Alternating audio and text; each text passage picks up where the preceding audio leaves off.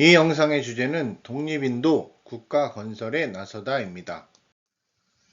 1947년 8월 15일 인도 아대륙은 영국의 식민 지배에서 벗어나 인도와 파키스탄 두 나라로 분리 독립했습니다. 인도 3색기의 주황색은 용기와 헌신, 흰색은 평화와 진리, 초록색은 믿음과 번영을 의미합니다. 국기와 국장의 불교 유물과 힌두교 경전 구조를 함께 담은 것은 특정 종교에 치우치지 않겠다는 의지의 표현이었습니다. 국가, 그대는 민중의 마음을 다스리는 자라는 뜻의 자나 가나 마나는 인도의 대표 시인 타고르가 작사, 작곡했습니다. 1947년 8월 15일 0시 직전 국민회의의 네루가 붉은 요새에서 운명과의 약속이라는 역사적인 연설로 인도의 독립을 알렸습니다.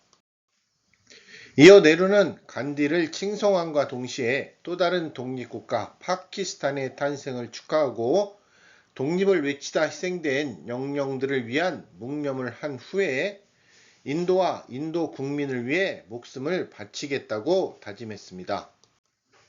하지만 간디는 인도의 독립을 축하하는 자리에 없었습니다.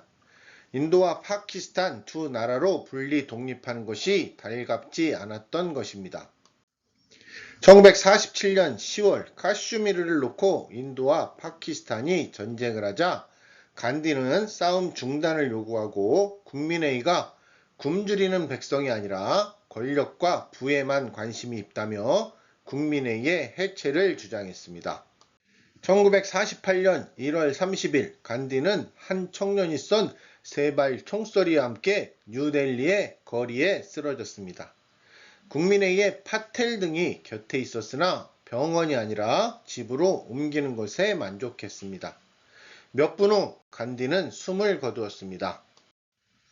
힌두였던 간디의 시신은 화장을 해 겐지즈 강에 뿌려졌습니다.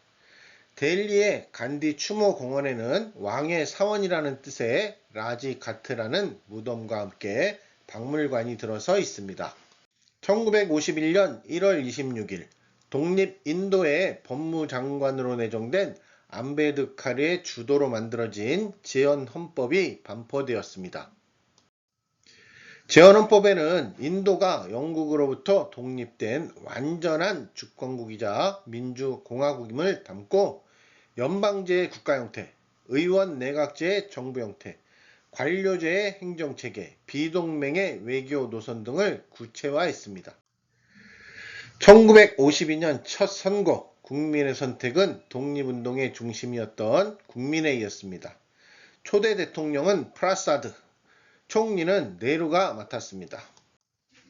네루의 최우선 과제는 이제 막 걸음마를 시작한 민주주의를 정착시키고 여러 인종, 계층, 종교와 넓은 영토를 통합해 하나의 인도를 만드는 것이었습니다. 네루는 평화적인 선거를 통해 국민회의 정권을 이어갔으니 민주주의 확립에는 나름 후한 점수를 줄 수 있겠습니다. 하지만 다양한 계층, 인종, 종교와 넓은 영토의 통합에는 어려움이 많았습니다. 1956년 언어를 기준으로 행정구역이 14개 주와 6개 연방 직할지로 확정되었습니다. 하지만 수많은 언어를 모두 고려할 수 없었기에 각지에서 자신들의 언어가 무시당한다는 불만이 이어졌습니다. 이에 새로운 언어를 추가 반영해 행정구역이 점점 늘어났습니다. 언어주 편성이 늘어나는 만큼 언어를 중심으로 한 소속감은 강화되었으나 모두가 하나의 인도인이라는 생각은 약화되었습니다. 통합의 또 다른 걸림돌은 토우국이었습니다. 독립할 당시 영국의 직접 지배를 받지 않는 토우국이 562개나 되었는데 다행히도 내무장관 파텔의 회유와 협박으로 토우국 대부분이 인도에 편입되었습니다. 하지만 하이데라바드, 주나가드는 상황이 복잡했습니다. 군주는 무슬림이었으나 주민 대다수가 힌두였기에 선택을 미루거나 파키스탄을 선택했습니다. 이에 인도가 강제로 인도 연방공화국에 편입했습니다. 카슈미르의 상황은 더 복잡했습니다. 군주는 힌두, 전체 주민의 4분의 3은 무슬림이었습니다. 군주가 소속을 결정하지 못하자 1947년 인도와 파키스탄군이 충돌해 1차 인도-파키스탄 전쟁이 일어났습니다. 1949년 국제연합의 중재로 인도가 3분의 1을 차지한 상태에서 휴전에 합의하고 주 전체 주민투표로 소속을 결정하기로 인도 총독 마운트베튼과 약속했으나 인도가 현재까지도 투표를 미루고 있습니다. 카스트 갈등도 걸림돌이었습니다. 초대 법무장관 암베드카르는 헌법에 카스트에 근거한 국가적인 모든 차별을 불법으로 규정했습니다. 또한 식민지 시대 도입된 불가촉 천민을 위한 할당제도 명시했습니다. 하지만 민간에서 불가촉 천민 차별은 계속되었습니다.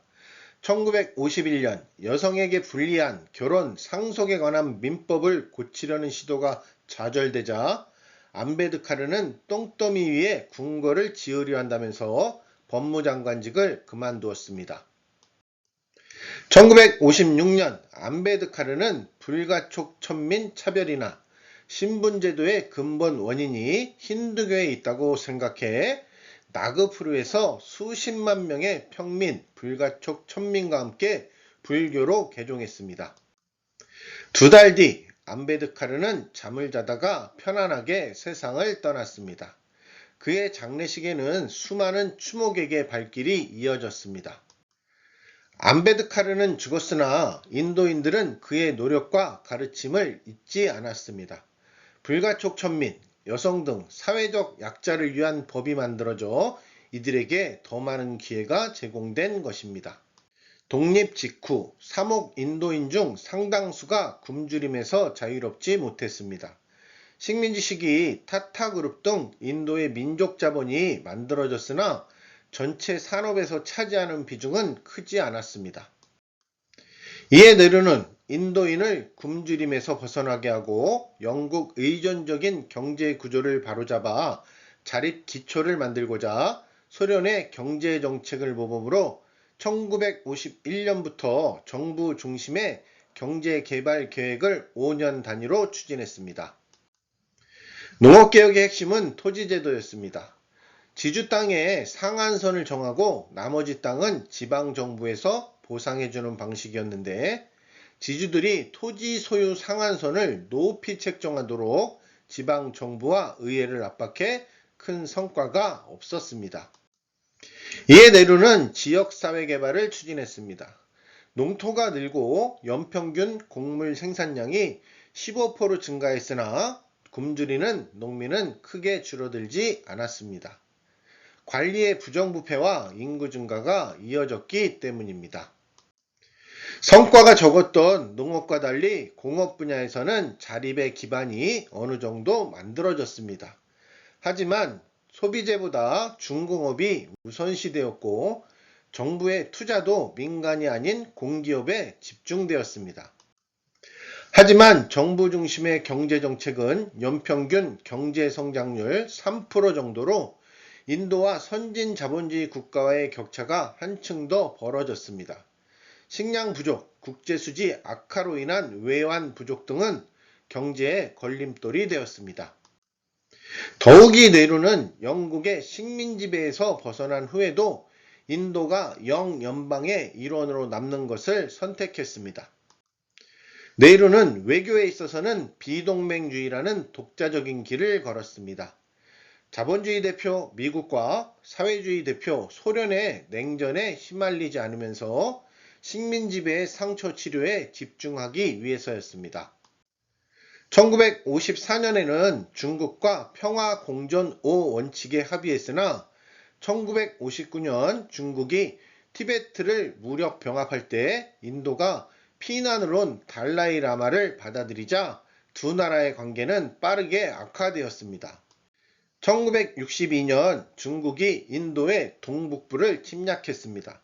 중국은 일방적인 휴전을 선언하고 아쌈 지역에서 철수했으나 카슈미르 악사이친에서는 물러가지 않았습니다. 이를 계기로 네루는 비동맹 외교를 포기했습니다. 1964년 17년간 국민회의를 이끌면서 총리의 자리를 지켰던 네루가 75세로 세상을 떠났습니다. 내부 권력 다툼 끝에 국민회의를 이끌게 된 이는 네루의 딸 인디라 간디였습니다. 인디라 간디는 1965년 2차 인도 파키스탄 전쟁, 1965년에서 66년 연이은 가뭄으로 곡물 생산이 19% 줄어드는 등 위기를 맞았으나 파키스탄을 응징해 국경을 유지하고 곡물을 수입해 위기를 넘겼습니다. 1966년 선거로 총리가 된 인디라 간디의 정책은 아버지의 틀에서 크게 벗어나지 않았습니다.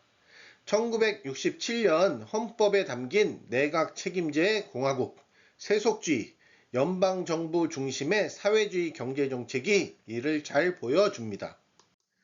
실제로 인디라 간디는 네루의 경제개발 5개년 계획을 이어받았는데 정부의 통제를 한층 더 강화했습니다.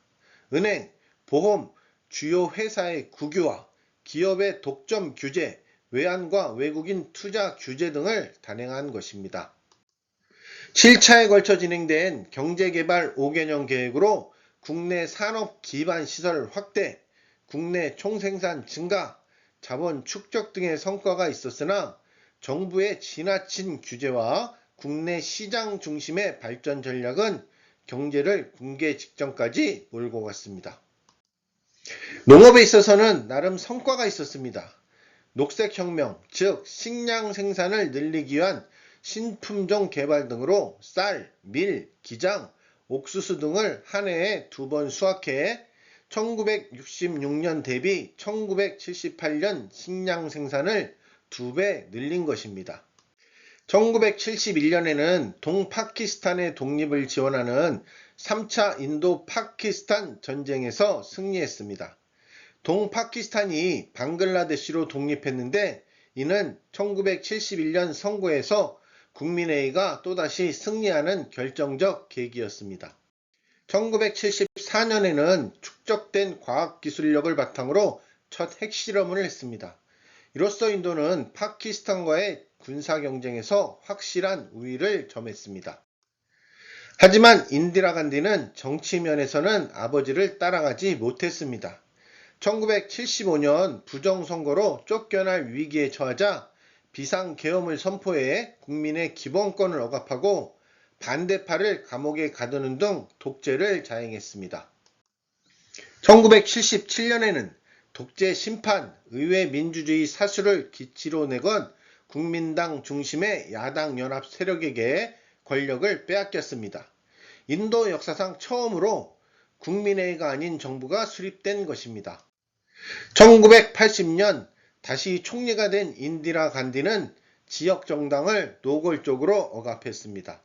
펀자브, 카슈미르, 아쌈 등지에서는 분리주의 운동이 거셌는데 펀자브의 시크는 연방 헌법을 불태우며 과격 행동에 나섰습니다.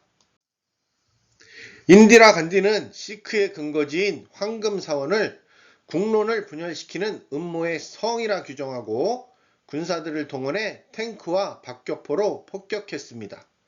순례자가 많은 날을 선택해 희생자가 많았습니다. 하지만 4개월 뒤 인디라 간디 역시 숙소에서 싸늘한 시체로 발견되었습니다. 자신의 시크 경호원들에게 암살된 것입니다. 인도 아대륙에는 인도 이외에 또 다른 나라들이 있습니다. 파키스탄은 1947년 인도와 함께 탄생한 나라로 정식 국명은 파키스탄 이슬람 공화국이고 수도는 이슬라마바드, 주요 도시는 카라치, 라오르 등입니다. 방글라데시, 옛 동파키스탄은 1971년 파키스탄에서 독립한 나라입니다. 공식 국가 명칭은 벵골인의 나라라는 뜻의 방글라데시 인민공화국이고 수도는 다카입니다. 스리랑카는 실론이라 불리던 섬으로 1815년 영국 식민지가 되었으나 인도 파키스탄에 이어 1948년 독립했습니다. 1972년 새 헌법을 채택해 스리랑카 민주사회주의 공화국이 되었는데 수도는 콜롬보입니다. 이 영상이 유익하셨다면 유튜브 접속 강무샘 입력 검색 후 다른 영상도 봐주시고요. 위 책에도 관심을 가져주세요. 감사합니다.